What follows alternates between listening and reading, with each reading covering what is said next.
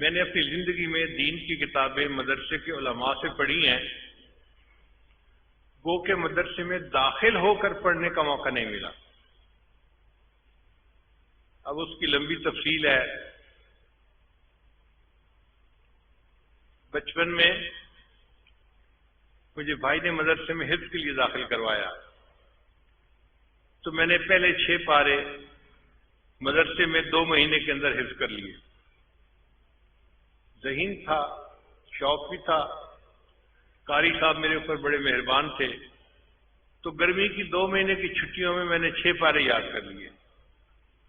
جب چھٹیاں ختم ہوئی تو بھائی نے کہا کہ اسکول چلو۔ میں نے ضد کی کہ نہیں، میں تو مدرسے میں پڑھوں گا۔ اس نے کہا نہیں، اسکول پڑھنا چھوڑنا نہیں ہے۔ وہ اسکول میں ٹیچر تھے، مجھے زبردستی اسکول لے گئے۔ واپس آیا تو میں امی کے سامنے خوب رویا، اور میں نے کہا امی میں نے اسکول نہیں جانا، میں نے تو مدرسے میں پڑھنا ہے۔ امی نے بھائی سے بات کی، بھائی نے کہا کہ نہیں نہیں، اسکول اس کو پڑھانا ہے، اگر یہ مدرسے کی پڑھائی کرنا چاہتا ہے تو شام کو پڑھ لیا کرے۔ میں نے پوچھا کہ شام کو کیسے پڑھ سکتا ہوں؟ ان کا کہ استاد کا بندوبست میں کر دوں گا اور تم شام کو پڑھ لیا کرنا۔ تو ہمارے شہر میں ایک مفتی تھے، مفتی ولی اللہ صاحب، شہر کے مفتی اعظم بھی تھے، بڑے عالم تھے، ان کے دوست تھے۔ انہوں نے ان کو کہا کہ میرے بھائی نے کتابیں پڑھنی ہیں، آپ شام کو پڑھا دیا کریں۔ تو مفتی صاحب نے کہا ٹھیک ہے، میرے پاس آ جایا کرے، میں 2-3 گھنٹے دے کے پڑھا دیا کروں گا۔ تو انہوں نے مجھے فارسی فندنامہ سے کتابیں پڑھانی شروع کر دی۔ پھر مالا بدہ میں نے انہوں نے کتاب پڑھائی، پھر گلستان بوستان پڑھائی، پھر انہوں نے صرف اور نحو کی کتابیں پڑھانی شروع کی۔ شرح میات عامل تک میں نے ساری کتابیں ان مفتی صاحب سے پڑھی۔ اتنے میں میرا داخلہ اب آگے ہو گیا۔ جب میں یونیورسٹی میں پہنچا، یونیورسٹی لاہور میں، تو دل بڑا پریشان تھا کہ میری کتابوں کا سلسلہ کیا بنے گا۔ تو داخلہ ملنے کے بعد ہم نے یونیورسٹی کے گرد تھوڑا راؤنڈ لگایا کہ قریب میں کوئی مدرسہ ہے، تو ایک مدرسہ ضیاء العلوم کے نام سے بیگم پورہ محلے میں تھا۔ یہ بیگم پورہ محلہ بالکل یونیورسٹی کی دیوار کے ساتھ ہے۔ اس کے جو محترم تھے وہ چترال کے عالم تھے۔ میں ان کے پاس گیا اور میں نے کہا جی کہ میں یونیورسٹی کا طالب علم ہوں، لیکن میرے دل میں علم حاصل کرنے کا شوق بھی ہے، آپ اپنے اساتذہ سے بتا دیں کہ میں شام کو آ جایا کروں گا اور یہ حضرات مجھے کتابیں پڑھا دیا کریں۔ وہ بڑے خوش ہو گئے کہ یونیورسٹی میں انجینئر بننے والا طالب علم پڑھنے کے لیے مدرسے میں آئے گا۔ انہوں نے بڑی شفقت کی، چنانچہ ان کے مفتی حضرات اور دوسرے استاد حضرات نے مجھے کتابیں سبکن پڑھانی شروع کر دی۔ یہ کتابیں میں نے ان سے پڑھی اور پڑھتا رہا۔ اسی دوران میرے شیخ تھے سید زوار حسین شاہ رحمۃ اللہ علیہ، کراچی میں تھے۔ ان سے میں نے پوچھا کہ اگر مجھے کوئی مسئلہ پوچھنا ہو تو کن سے پوچھنا پڑے گا؟ انہوں نے مجھے فرمایا کہ جامعہ اشرفیہ میں ایک مفتی صاحب ہیں، ان کا نام ہے مفتی جمیل احمد تھانوی رحمۃ اللہ علیہ، آپ ان کے پاس چلے جایا کریں۔ میں ایک دن سائیکل چلا کے یونیورسٹی سے جامعہ اشرفیہ آیا، اس وقت بالکل پتلا دبلا لڑکا سا لگتا تھا، تو میں مفتی صاحب کے پاس گیا۔ مفتی صاحب ذرا مصروف تھے، مجھے دیکھ کے کہنے لگے کیسے آئے ہو؟ میں نے کہا جی مجھے میرے شیخ نے حکم دیا ہے تو میں اپنے مسائل پوچھنے کے لیے آپ سے آیا ہوں، جو پوچھنا ہے کام کی بات پوچھو، میرے وقت ضائع مت کرو۔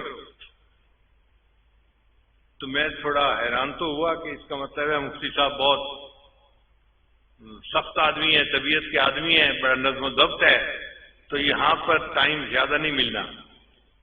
پھر میں نے ان سے بیٹھ کے بات کی، میں نے کہا مفتی صاحب میں سنت کا شیدائی ہوں، یہ الفاظ تھے، میں سنت کا شیدائی ہوں اور میں چاہتا ہوں کہ میں ہر کام سنت کے مطابق کروں، مگر مجھے پتہ نہیں ہے کہ کیسے کرنا ہے۔ میں آپ کے پاس آیا ہوں، آپ مجھے بتاتے جائیں، میں ایسے عمل کرتا جاؤں گا۔ اس بات کو سن کے مفتی صاحب بہت خوش ہو گئے۔ چنانچہ میں نے ان سے کھانے کی سنتیں پوچھیں، پینے کی سنتیں پوچھیں، لباس کی سنتیں پوچھیں، سونے جاگنے کی سنتیں پوچھی۔ حیرانی کی بات ہے کہ ہمیں اس بات چیت کرنے میں 2.5 گھنٹے لگ گئے۔ 2.5 گھنٹے کے بعد مفتی صاحب نے ٹائم دیکھا اور فرمانے لگے بھائی بہت زیادہ وقت ہو گیا، مگر آپ نے بات ہی ایسی چھیڑی کہ میں بات کرتا رہا۔ اچھا، آپ کو میرے پاس آنے کی اجازت ہے، جس وقت آپ چاہیں آپ آ جایا کریں اور دارالاسلام میں بیٹھ جایا کریں، میں آپ کو دیکھ لیا کروں گا تو میں اپنے کام سے فارغ ہو کے آپ کو بلا لیا کروں گا۔ چنانچہ اس کے بعد میں مفتی صاحب کے پاس جاتا تھا اور نماز کے بارے میں، وضو کے بارے میں، طہارت کے بارے میں جو مسائل ہوتے تھے میں حضرت مفتی صاحب سے پوچھتا تھا۔ حضرت مفتی صاحب نے میرے اندر علماء دیوبند کی محبت بھری اور مجھے دیوبند علماء کا شیدا بنا دیا۔ ان کی اتباع سنت، ان کے تقوی کو دیکھ کے مجھے محسوس ہوا کہ واقعی یہ وہ علماء ہیں جو علماء ربانیین ہیں اور ان سے دین سیکھ کر اس کے مطابق زندگی گزارنی چاہیے۔ پھر اس کے بعد بخاری شریف پڑھنے کا جب ٹائم آیا تو ایک تھے مولانا محمد جعفر صاحب، وہ بخاری شریف کے حافظ بھی تھے، قرآن کے حافظ بھی تھے۔ ان سے میں نے بخاری شریف کو پڑھا۔ درمیان میں 1-2 مرتبہ مجھے خیال بھی آیا کہ وفاق المدارس کا امتحان مجھے دینا چاہیے۔ میں نے اپنے ایک استاد سے پوچھا، استاد جی کیا میں امتحان نہ دے دوں؟ تو اس زمانے میں وفاق کا ادارہ نیا نیا بنا تھا اور امتحان دینے کا اتنا رواج نہیں تھا۔ وہ جو استاد تھے انہوں نے خود بھی وفاق سے امتحان پاس نہیں کیا ہوا تھا، تو وہ کہنے لگے کہ تمہیں کاغذ کی ڈگری چاہیے یا علم چاہیے؟ میں نے کہا جی علم چاہیے۔ کہنے لگا ٹھیک ہے، علم پڑھ رہے ہو تو ہم نے کون سا اپنے استادوں سے ڈگریاں لی ہیں، ہم بھی استادوں سے پڑھ کے عالم بنی ہیں، تم بھی پڑھ جاؤ۔ تو اس طرح میں امتحان نہ دے سکا، ورنہ مجھے اتنا یقین تھا کہ میں یونیورسٹی میں فرسٹ آنے والا طالب علم تھا، اگر میں امتحان دیتا تو پاس ضرور ہو جاتا اور وفاق کا مستند عالم بھی کہہ رہا تھا، مگر اللہ کو جو منظور وہی ہو کے رہتے ہیں۔ تاہم 2 ادارے ایسے ہیں کہ جنہوں نے مجھے عالم کی اعزازی ڈگری بھی جاری کی ہے، اس کو میں اپنے لیے سند سمجھتا ہوں اور اللہ کا احسان مانتا ہوں۔ ایک جہانیہ منڈی میں دارالعلوم ہے، جامعہ رحمانیہ اس کا نام ہے، وہاں کے محتمم ہر سال مجھے بخاری شریف کے افتتاح کے لیے یا اختتامی حدیث پڑھانے کے لیے بلایا کرتے تھے۔ ایک دن وہ مجھے کہنے لگے کہ حضرت آج آپ نے جلدی نہیں جانا بلکہ رکنا ہے۔ میں نے پوچھا کیوں؟ کہنے لگے اس لیے کہ ہم نے طلباء کی دستار بندی کروانی ہے اور آپ کی بھی دستار بندی ہونی ہے۔ میں نے محتمم صاحب سے پوچھا حضرت میری دستار بندی کس خوشی میں ہونی ہے؟ کہنے لگے کہ آپ نے جو دین کی خدمت کی ہے نا، اور آپ کے رشیا کے سفر کے حالات ہم نے سنے ہیں، تو ہمارے شورا نے فیصلہ کیا کہ ہم آپ کو اپنے مدرسے کی طرف سے اعزازی ڈگری جاری کریں۔ میں نے کہا حضرت یہ ٹھیک کیسے ہوگا کہ آپ مجھے اعزازی ڈگری؟ انہوں نے ایک رجسٹر اٹھایا، کہنے لگے دیکھو یہ حاضر رجسٹر ہے، میں نے سال کے شروع میں آپ کا نام طلباء کی فہرست میں لکھ دیا تھا اور پورا سال آپ دین کا کام کرتے رہے، میں آپ کی حاضری لگاتا رہا اور آپ باقاعدہ اس سال کے طلباء کی فہرست میں آپ کا نام شامل ہے، اب ہم آپ کو ڈگری دے سکتے ہیں۔ چنانچہ انہوں نے بھرے مجمع میں امامہ پوشی بھی کروائی اور مدرسے کی طرف سے اعزازی ڈگری بھی جاری کر دی۔ پھر اس کے بعد دوسری ڈگری قاسم العلوم ملتان کے جو محتمم تھے انہوں نے عطا کی۔ انہوں نے بھی یہی الفاظ کہے کہ آپ کی دینی خدمات کو ہم نے دیکھا ہے اور اللہ نے بہت لوگوں کی زندگیوں کو بدلا ہے، اب ہم چاہتے ہیں کہ مدرسے کی طرف سے آپ کو اعزازی ڈگری دیں۔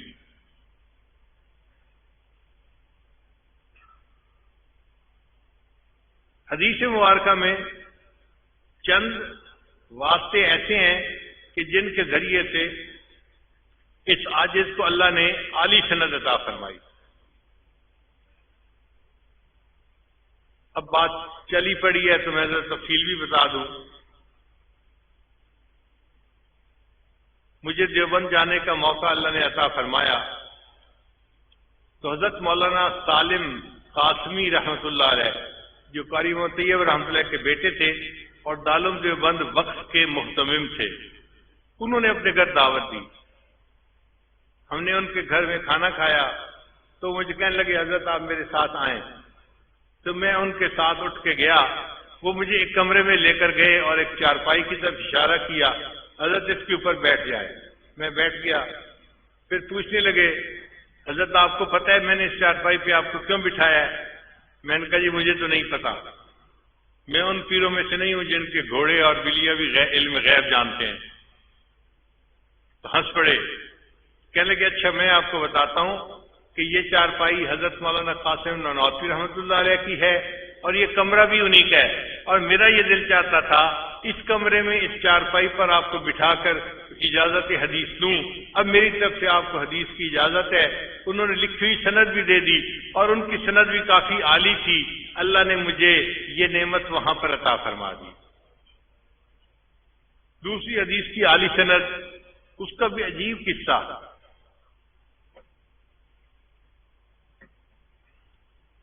حرم میں حج کرنے کے بعد کچھ دنوں کے لیے ہم ٹھہرے ہوئے تھے.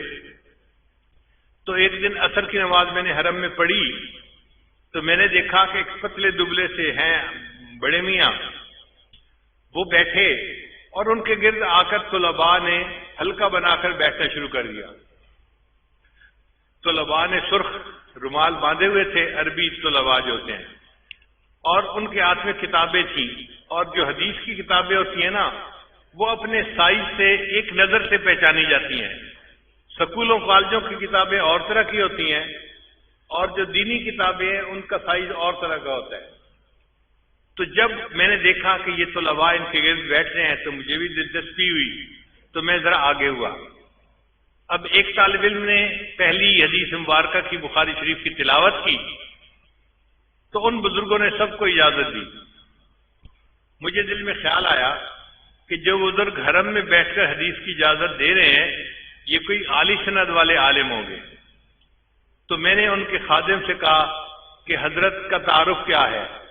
اس نے کہا جی حضرت کا نام ہے مولانا احمد علی, یہ انڈیا کے ہیں اور رہتے انگلینڈ میں ہیں, اور ان کی حدیث کی سند اتنی عالی ہے کہ پاکستان کے بڑے بڑے علماء ان کے پاس آ کر حدیث کی سند لیتے ہیں.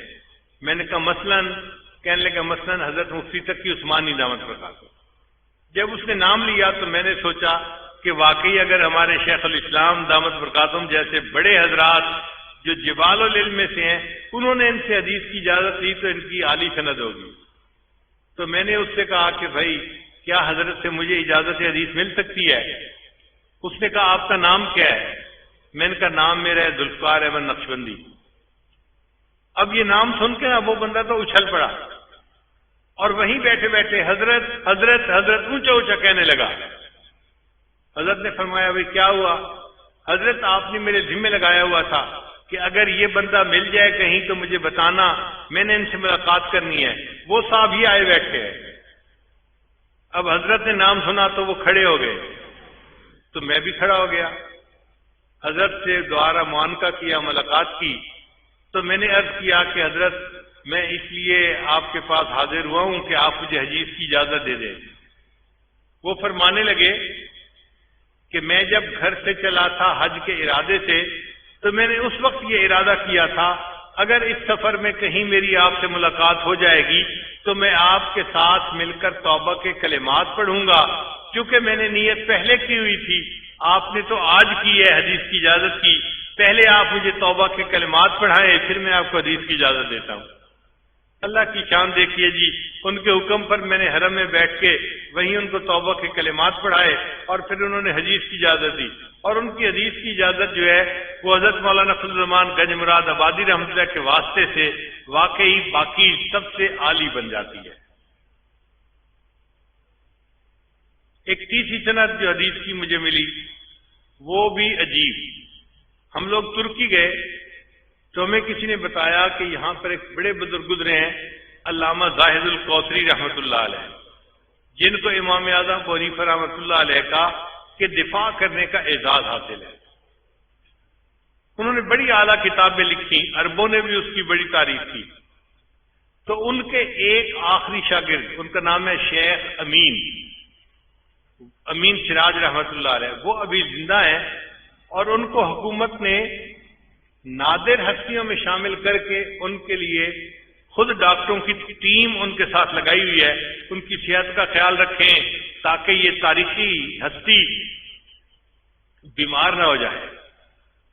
وہ ابھی زندہ ہے، مگر وہ 5 نمازیں اپنے گھر کی مسجد میں پڑھتے ہیں، صرف جمعہ کی نماز کے لیے وہ آتے ہیں، اور جمعہ کی نماز کے لیے بھی مسجد کے ساتھ ایک شیشے کا کمرہ بنایا گیا ہے، وہاں وہ نماز پڑھتے ہیں۔ لوگ ان سے نہیں مل سکتے، وہ لوگوں سے نہیں مل سکتے، کیونکہ ملنے سے وائرس پھیلتا ہے، بیکٹیریا پھیلتا ہے، بیماریاں پھیلتی ہیں، اور یہ شخصیت چونکہ ایک قومی شخصیت ہے، اس لیے ان کی صحت کا خیال رکھنا ڈاکٹروں کی ذمہ داری ہے۔ وہ ڈاکٹروں کے ساتھ آتے ہیں، نماز پڑھ کے چلے جاتے ہیں۔ خیر، ہم نے اللہ سے بڑی دعا مانگی، 2 دن نفل پڑھتے رہے صلاۃ الحاجت کے کہ یا اللہ ہمیں توفیق عطا فرما، ہم ان کی زیارت بھی کریں اور ان سے اجازت حدیث بھی لے لیں۔ مجھے ایک عالم نے بتایا وہ جلدی حدیث کی اجازت نہیں دیتے، وہ کہتے ہیں کہ 10-15 دن میرے ساتھ رہو اور درس میں بیٹھو، پھر حدیث کی اجازت دوں گا۔ اب ہم پریشان کہ ہمارا تو سفر تھا 1-2 دن کے بعد، تو ہم 10-15 دن تو نہیں رہ سکتے، اگر انہوں نے یہ شرط لگا دی تو مشکل ہو جائے گی۔ بہرحال دعائیں مانگتے رہے اللہ کی شان کہ وہ جمعہ کے لیے مسجد میں تشریف لائے۔ ان کا ایک خادم تھا، وہ کمرے سے باہر نکلا تو میں نے اس سے بات کی، میں نے کہا کہ بھائی میں اس طرح پاکستان سے آیا ہوں اور یہ میرا نام ہے، اور آپ حضرت کو میرے سلام بھی دیں اور عرض کریں کہ اگر حدیث کی اجازت دے دیں تو ان کا میرے اوپر بڑا احسان ہوگا۔ خادم نے جا کر ان کو نام بتایا تو وہ فرمانے لگے کہ یہ نام تو میں نے پہلے سنا ہوا ہے، یہ پاکستان کے شیخ آئے ہیں، تو اب میرا بھی دل چاہتا ہے کہ میں ان سے ملاقات کروں، ان کو اندر لے آؤ۔ لو جی، ہمیں کمرے کے اندر جانے کا موقع مل گیا۔ جب کمرے کے دروازے پر میں پہنچا نا تو ڈاکٹر نے مجھے روک لیا۔ جی آپ پاکستان سے آئے ہوئے ہیں اور آپ کے ملک میں تو ہائیجینک کنڈیشن اچھی نہیں ہے، تو آپ تو ان سے نہیں مل سکتے۔ میں نے کہا بھائی میری بھی چاہت تھی اور شیخ نے بھی یاد کیا تھا، اس لیے میں آیا ہوں۔ ان کا نہیں، آپ کو ہم اس کمرے میں نہیں آنے دیتے۔ پھر اس نے دوسرے ڈاکٹروں کو کہا جی یہ پاکستان سے آئے ہیں، ان کو اس کمرے میں داخل نہیں ہونے دے سکتے۔ تو اور ڈاکٹر بھی آگے قریب آ گئے۔ اب جانا مشکل اندر، تو شیخ امین سراج نے دیکھا تو انہوں نے عربی زبان میں ان سے بات کی کہ تم اس بندے کو کیوں روکے ہوئے ہو؟ ان کا جی آپ قومی ورثہ ہیں اور آپ کی جان کی حفاظت ہماری ذمہ داری ہے، آپ کوئی عام آدمی نہیں ہے، اور یہ پاکستان پسماندہ ملک سے آئے ہیں اور ان کے ذریعے سے آپ کو بیماری لگ سکتی ہے۔ تو شیخ نے انہیں فرمایا بھئی اگر ان کے ذریعے سے مجھے بیماری لگ سکتی ہے نا تو میں کل کی بجائے آج مرنے کو تیار ہوں، مجھے ان سے ملاقات کرنے دو۔ الحمدللہ کہ پھر شیخ سراج آگے تشریف لائے دروازے پر، وہیں پر انہوں نے معانقہ فرمایا اور حدیث کی اجازت دی، اور ان کی حدیث کی اجازت کی سند بھی بہت عالی ہے۔ یہ 3 سندیں تھیں جو الحمدللہ بہت عالی تھیں اور اللہ نے اپنی رحمت سے عطا فرما دی۔ ایک اور سند جو ہمیں اس دفعہ ملی، چند دن پہلے ہمیں سمرقند بخارا جانے کا موقع ملا، پوری دنیا کے مختلف ملکوں سے مشائخ آئے ہوئے تھے، تو مجھے ایک کمرے میں ایک صاحب کہنے لگے کہ حضرت شام کے ایک عالم آئے ہیں، سید ہیں، اور ان کی حدیث کی نسبت بڑی عالی ہے، اور بخارا کے علماء ان کے کمرے میں جا رہے ہیں ان سے حدیث کی نسبت لینے کے لیے۔ تو میں نے کہا کہ بھائی اگر بخارا کے علماء حدیث کی نسبت لینے کے لیے جا رہے ہیں تو مجھے بھی لے جاؤ ان کے کمرے میں۔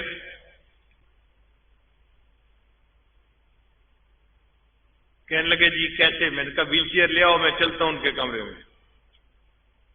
جب میں نے کہا نا کہ ویل چیئر لے آؤ میں چلتا ہوں ان کے کمرے میں، تو ہمارے دوستوں میں سے ایک دوست بیٹھے ہوئے تھے، وہ کہنے لگے حضرت آپ نہ جائیں، یہیں بیٹھے، میں آپ کو ایک بات بتاتا ہوں۔ میں نے پوچھا کیا؟ کہنے لگے عصر کی نماز کے بعد وہ شیخ مجھے ملے تھے اور انہیں مجھ سے کہا تھا کہ آپ شیخ ذوالفقار احمد نقشبندی کے خلیفہ ہیں، اگر مجھے ان کے پاس آنے کا کوئی وقت مل سکتا ہے تو آپ مجھے فون کر دینا، میں ان سے توبہ کے کلمات پڑھنے کے لیے آؤں گا۔ تو انہوں نے تو پہلے سے مجھے کہا ہوا ہے، تو میں ان کو فون کر دیتا ہوں، وہ خود تشریف لے آئیں گے۔ میں نے کہا ٹھیک ہے۔ چنانچہ انہوں نے فون کیا تو وہ جو عالم تھے وہ اسی وقت اپنے ایک اور شیخ کے ساتھ تشریف لے آئے۔ وہاں پر انہوں نے آ کر توبہ کے کلمات پڑھے اور اس ساجد نے ان سے حدیث کی اجازت کے لیے درخواست کی، تو انہوں نے بھی حدیث کی اجازت عطا فرما دی۔ میں نے ان سے پوچھا کہ آپ کی حدیث کی اجازت عالی کیسے بنتی ہے؟ اس نے کہا جی کہ پورے پاکستان میں حدیث کی جو سند چل رہی ہے اس میں قریباً 20 کے قریب واسطے بنتے ہیں نبی علیہ السلام تک، اور جو میری سند ہے اس میں 15 واسطے بنتے ہیں۔ اتنے کم واسطوں کے ساتھ ان کا تعلق تھا۔ تو ہم نے پوچھا کہ آپ کی سند کیسے ہے؟ پھر انہوں نے تفصیل بتائی کہ میری سند جو تھی وہ علامہ شامی ابن عابدین رحمۃ اللہ علیہ کے واسطے سے نبی علیہ السلام تک پہنچتی ہے، اور اس وقت پوری دنیا میں حدیث کی اجازت کی یہ سب سے چھوٹی سند ہے، اس کے سوا اور کوئی سند نہیں ہے۔ پھر انہوں نے چھپی کتاب بھی ہمیں دکھائی۔ انہوں نے حدیث کی سند حاصل کی تھی علامہ عبداللطیف فرفور سے۔ یہ فرفور وہ بزرگ ہے کہ جنہوں نے علامہ شامی رحمۃ اللہ کی کتاب کے اوپر حاشیہ لکھا ہے اور اس کی تفصیل لکھی ہے۔ عجیب انہوں نے کام کیا ہے۔ وہ کہنے لگے کہ میرے شیخ کو کسی ملک میں وفات ہوئی تو سرد خانے کے اندر رکھ دیا گیا، پھر 1 ہفتے کے بعد ان کی لاش شام میں لائی گئی، ہم نے ان کو غسل دیا، اور جب ان کا جنازہ تیار کر کے رکھا تو وفات کے 1 ہفتے کے بعد بھی ان کی گردن کی رگ ہمیں پھڑکتی ہوئی نظر آ رہی تھی۔ ایسے بزرگ تھے۔ تو علامہ ابن عابدین رحمۃ اللہ علیہ کی جو یہ سند تھی یہ واقعی ایک عالی سند، ہم نے بعد میں پھر اس کی تحقیق بھی کی اور باقی سندوں کے ساتھ اس کو ملایا بھی صحیح۔ تو اللہ تعالیٰ کی یہ رحمت ہے کہ یہ ایک بہت عالی سند علامہ شامی رحمۃ اللہ کے واسطے سے اس عاجز کو حاصل ہوئی۔ اب ان تمام اساتذہ سے اس عاجز نے حدیث کی اجازت لی، آپ کے سامنے اس کی وضاحت کر دی۔ اللہ تعالیٰ ہمیں دین کی خدمت کے لیے قبول فرمائے۔ جتنے علماء ہیں، طلباء ہیں، عالمات ہیں یا طالبات ہیں، ان سب کو اس عاجز کی طرف سے حدیث پاک پڑھنے کی اجازت ہے۔ جی شیخ ظفر صاحب فرما رہے ہیں کہ 6 پارے تو مدرسے میں کیے تھے تو حفظ کے باقی پارے رہتے تھے، وہ پھر یونیورسٹی کے دوران میں نے الحمدللہ حفظ کے کام کو مکمل کر لیا، تو اللہ تعالیٰ نے حفظ کے اور علم کے کام کو یوں مکمل کرنے کی توفیق عطا فرما دی۔ حافظ صاحب فرما رہے ہیں کہ اس وقت توبہ کے کلمات ہم سب پڑھیں گے تاکہ اللہ ہماری دعائیں قبول کر لے، تو نیت کر لیجئے ہم پچھلے تمام گناہوں سے سچی پکی توبہ کر رہے ہیں اور آئندہ نیکوکاری کی زندگی گزارنے کا دل میں ارادہ کر رہے ہیں۔ الحمدللہ وکفا وسلام علی عبادہ الذین اصطفی، اما بعد۔ یہ کلمات سچے دل کے ساتھ پیچھے پیچھے پڑھیے۔ بسم اللہ الرحمن الرحیم، لا الہ الا اللہ محمد الرسول اللہ، آمنت باللہ وملائکتہ وکتبہ ورسلہ والیوم الآخر والقدر خیرہ وشرہ من اللہ تعالی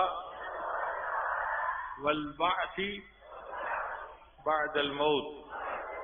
آمنت باللہ کما ہوا باسمائہ وصفاتہ وقبلت جمیع احکامہ اقرار باللسان وتصدیق بالقلب۔ اشہد ان لا الہ الا اللہ واشہد ان محمدا عبدہ ورسولہ۔ استغفر اللہ ربی من کل ذنب واتوب الیہ برحمتک یا ارحم الراحمین۔ ان کلمات کو پڑھنے سے ہم تو بتائے بھا چکے ہیں چند معمولات ہیں جن کو باقاعدگی سے کریں گے تو اللہ تعالیٰ دل کو منور کریں گے۔ پہلا عمل 100 مرتبہ استغفار صبح شام پڑھنا، دوسرا عمل 100 مرتبہ درود شریف صبح شام پڑھنا، تیسرا عمل قرآن مجید کی تلاوت روزانہ کرنا، چوتھا عمل چلتے پھرتے ہر وقت دل میں اللہ کو یاد کرنا، اور پانچواں عمل صبح شام 10-15 منٹ کے لیے مراقبہ کرنا۔ مراقبے کا طریقہ بہت آسان ہے، اللہ کی طرف لو لگا کے آنکھیں بند کر کے آپ بیٹھ جایا کریں اور یہ محسوس کیا کریں کہ اللہ کی رحمت آ رہی ہے، دل میں سما رہی ہے، ظلمت اور سیاہی دور ہو رہی ہے، اور ہمارا دل اللہ اللہ اللہ